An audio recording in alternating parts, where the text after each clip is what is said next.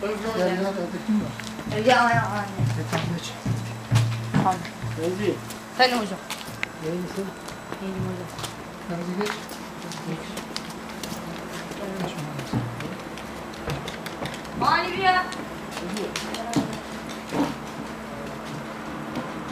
abi gel.